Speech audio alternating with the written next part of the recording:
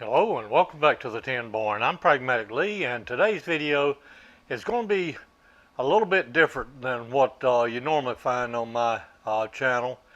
Usually I'm doing work with the lathe or the mill, machining work, little surface grinder work occasionally, or some fabrication. But in today's video, we're going to do a little revival, I guess you could call it, on this sidewalk edger.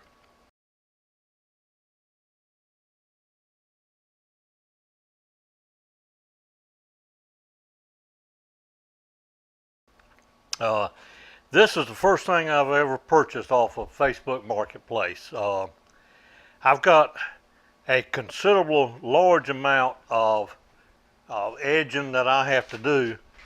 Here's a Google image of the lot that my house is on. This image I'm pretty sure was taken last fall. In the bottom right hand corner, maybe hard to tell in your picture, but that's still a soybean field out there that hadn't been picked. Grass is getting pretty thin. You can see the septic tank lines pretty easy in the middle left of the image.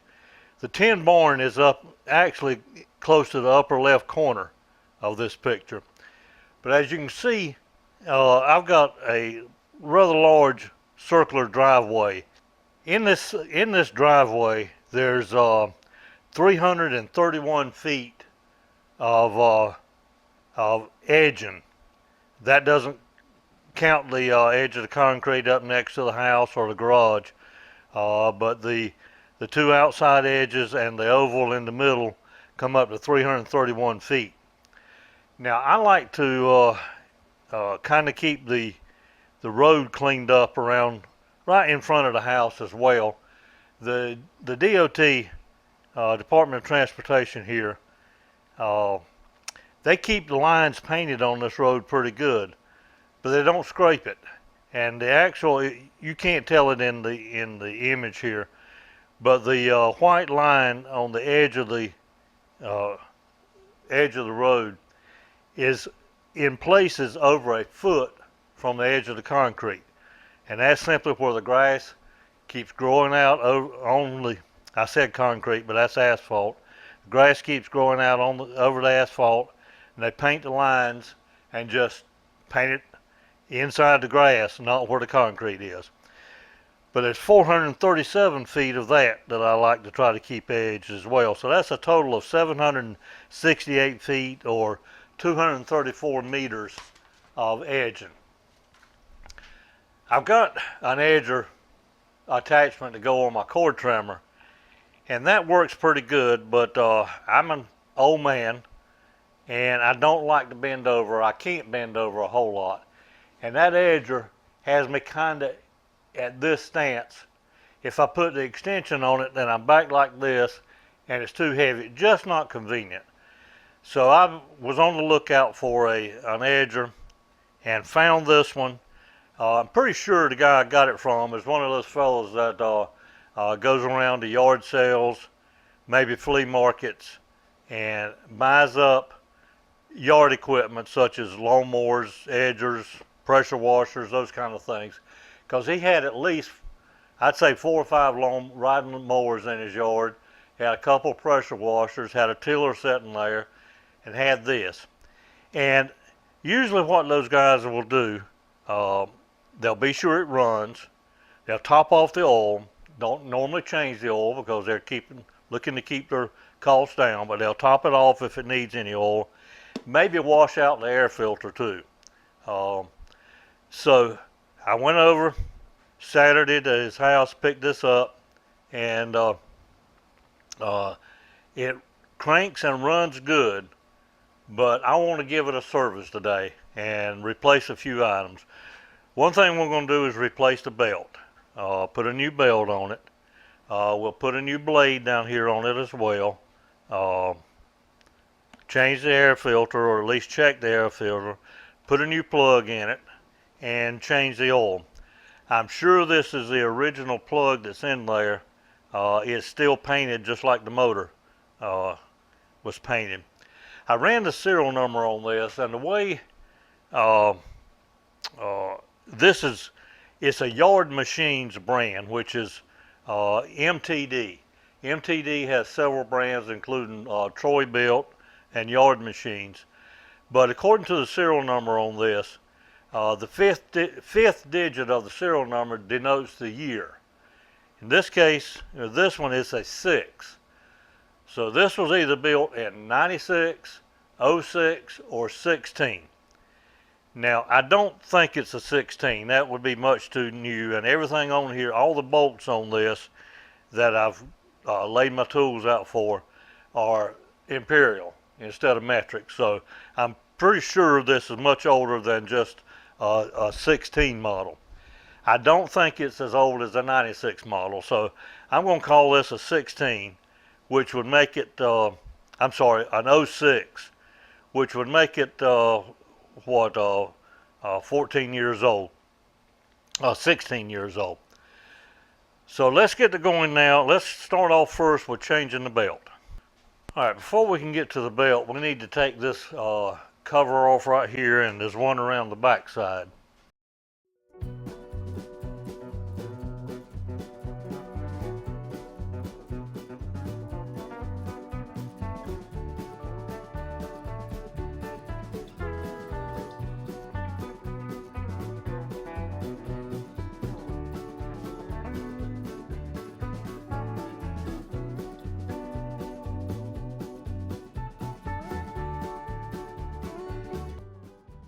This belt really doesn't look all that bad. Oftentimes with these edgers like this, people will buy them and then quickly realize they don't have as much edging work as they think they do, and they sit in the garage a long time. This is still the original belt, the MTD belt. And like I say, it doesn't really look that bad, but we're going to go ahead and replace it today. I will keep that belt as a backup belt.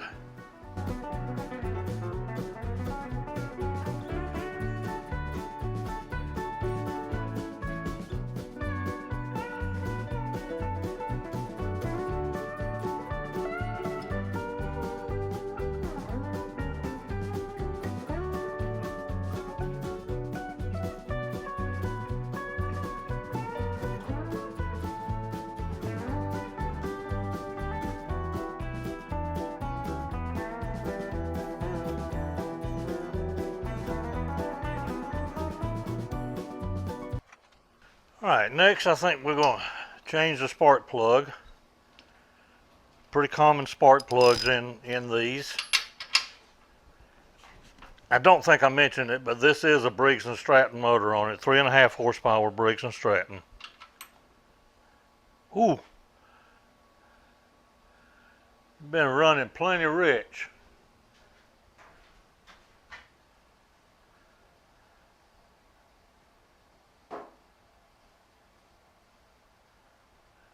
That plug is black.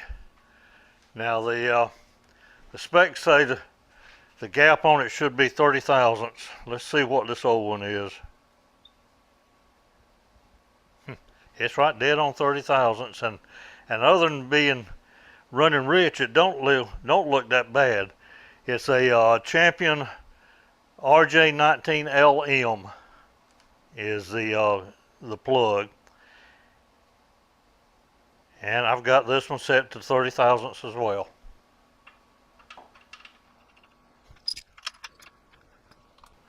And while we're right here at the top, let's go ahead and look at that air cleaner too. Edging is not quite as, or not near as dusty as mowing is. So these air cleaners don't need changing quite as often as they would on a mower. But since we're going from top to bottom, you know, I said a lot of times these guys that go around to the flea markets and stuff like that, yard sales, and pick these up, what they'll do is top off the oil and maybe wash out the air filter. Well, that air filter is clean, but it's yellowed. It's been washed. And again, I'll keep that for as a spare. I'll show you the difference in it and what a new one looks like though.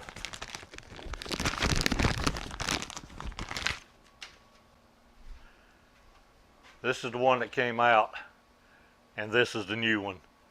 So there's obviously or a considerable amount of difference. And this is the Briggs & Stratton. Part number on that is 491588. These are available at Lowe's. Most any hardware store will have these Briggs & Stratton air filters and plugs. As a matter of fact, I think Briggs & Stratton used the same air filter from the 3.5 horsepower up to about the 6 horsepower.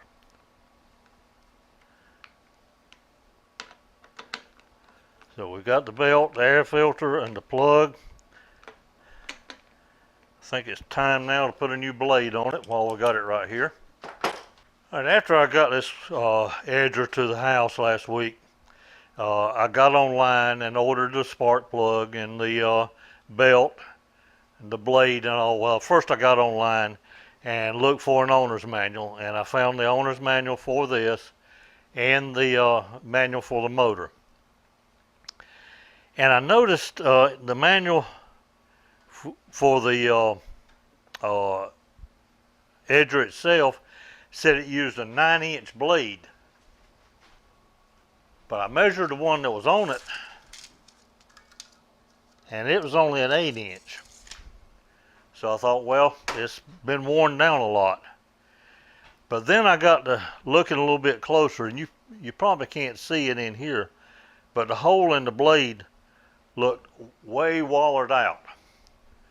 So I pulled the blade off and discovered a little something. At some point in the life of this mower, the blade got changed, but it's got a 1-inch hole in the blade, and this is only a 5/8 inch arbor to hold it. So that's definitely not the blade that was meant for this.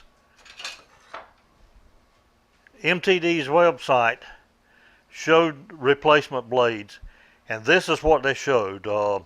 And this is a genuine MTD Troy Bilt 9-inch by 2.5-inch blade with the 5/8 hole. I cranked this up when I got it home. Well, I cranked it up before I left the young man's house, but when I got it home, I cranked it up too. His yard literally was big old cobblestone rocks, and didn't dare stick this blade in the ground there, and didn't want to go out in the neighbor's field and do it. But I put it in the ground here, and I noticed the blade was slipping on there. And I'm pretty sure that had to do with the fact that this large hole in there, and it wasn't tight.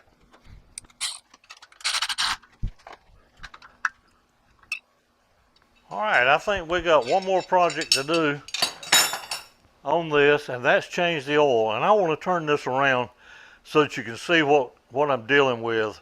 Before I swing it around though, I want to point out that on this side of the motor, down here is an oil field, and there's one also on this side of the motor. That is characteristic of Briggs & Stratton for there to be an oil field on both sides of the motor. And there's a drain here and one back around here as well. But there's about 4 to 6 inches of the platform back here. So I'm going to swing this around and show you how we're going to change the oil. The oil field on this side of the motor is behind the tire back here. But this drain is right here. And if you can see, if you notice, there's a little dip in the edger frame, I guess for the oil to run out. If you recall in the video that I did a few weeks ago on the servicing the air compressor, I made a little funnel to get that oil drain out away from the unit, the tank on the air compressor. Well, I went over to the brake and folded up another little something over here and got this little tit on the end down here to slide up under that drain or slide in that indention under there. Alright, I got a little container here I'm going to set right down on the floor right below it. And I have loosened that old fill cap already. It is topped off, so at least it had plenty of oil in it.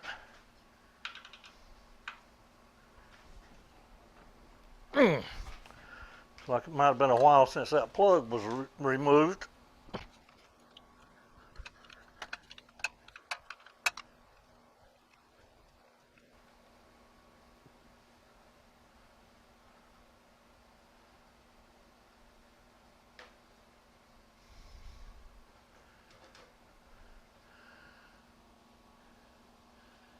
And that oil definitely has got some age on it. It's pretty black. So I'm going to let that drain for a while, and I'll bring you back when I think it's sufficiently drained.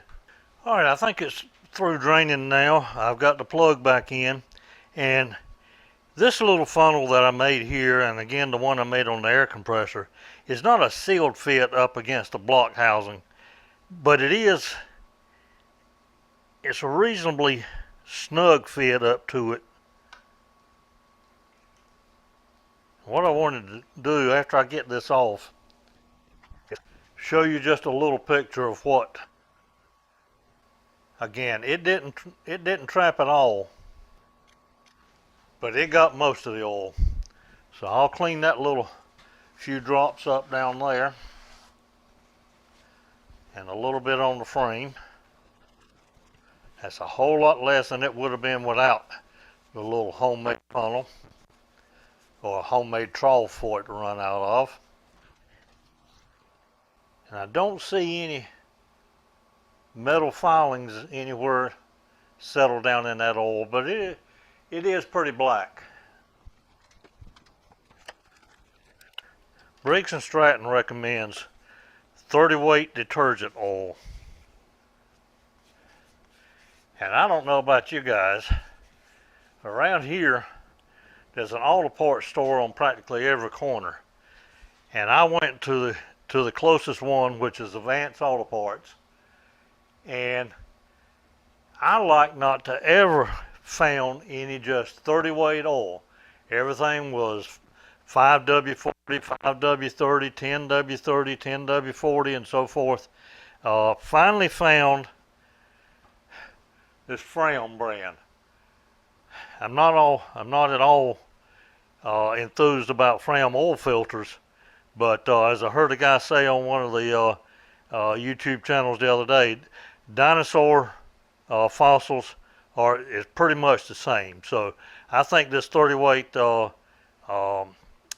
oil will be fine for it. It is a design with detergent disparate added for gasoline engines. So let's see if we can get it.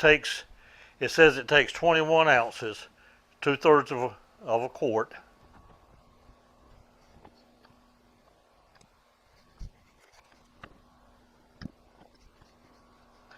I don't want to punch a hole in this oil can. It would flow a whole lot faster if I did. But I'm going to have this much left over, so again, I don't want to punch a hole in the oil bottle. I'll just squeeze it and then let it breathe. And that's showing, or that's almost running out of the oil fill back here. So I'm going to stop there. That's about, my black mark there would be the 21 ounces, and that's about a 1/4 inch above that. So what I'll do is leave it like that, and then come back and put, after I crank it and run it a while, check the level again. All right, I think we're about ready now to take this off the cart and carry it outside. I'll put a little gas in it, the guy I got it from put maybe a half pint in there, which I don't blame him. He knew he was going to sell it. But the inside of the tank looks good. Just enough gas to cover the bottom. But I'm going to carry it out, take it off the cart, carry it out, and maybe do a little edging. It's getting warm already outside. I try to do this kind of yard work early in the mornings if at all possible. If you've stuck with me this far, I appreciate it. I tried not to do it a whole lot on camera, but I've been watching this corner right down here.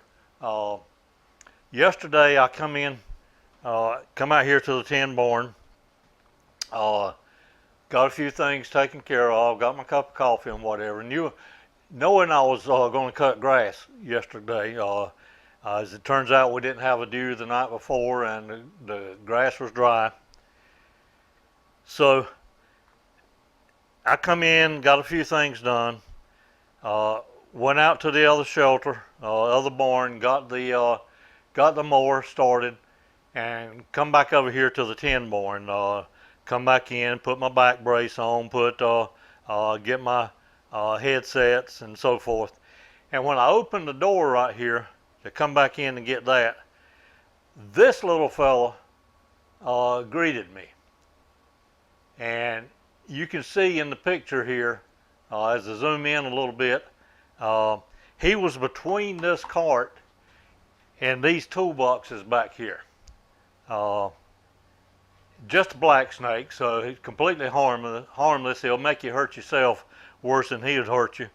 But he got around behind these cabinets, and so I just didn't bother him. But I have been keeping a close lookout around this area. Chances are he's long gone by now. Somebody said, well, asked me if I set the barn on fire, or somebody asked me if it was still burning.